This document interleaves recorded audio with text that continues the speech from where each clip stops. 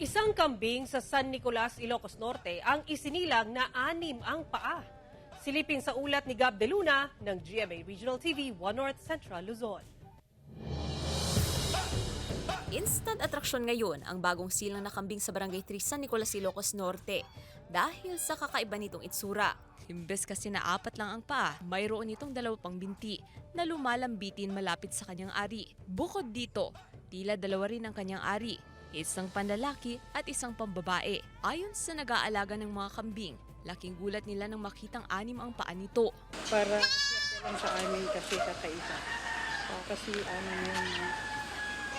baka akala lang namin baka mamatay agad. Marami naman ang natuwa at nagpupunta sa bahay nila Nanay Florence upang kuhanan ng litrato ang kambing.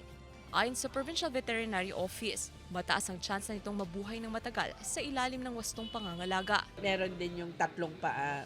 Survival ng 3 paa lang, pwede siyang mag-survive. Kasi nakaka-adapt yung limbs, movement ni limbs. So most likely, kadamihan nga nagiging kasi nga 3 paa na, kung minsan,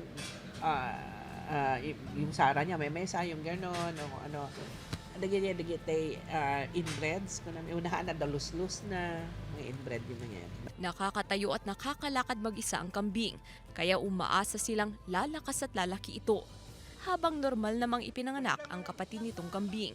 Mula sa GMA Regional TV 1 North Central Luzon, Gab De Luna, nagbabalita para sa GMA Integrated News.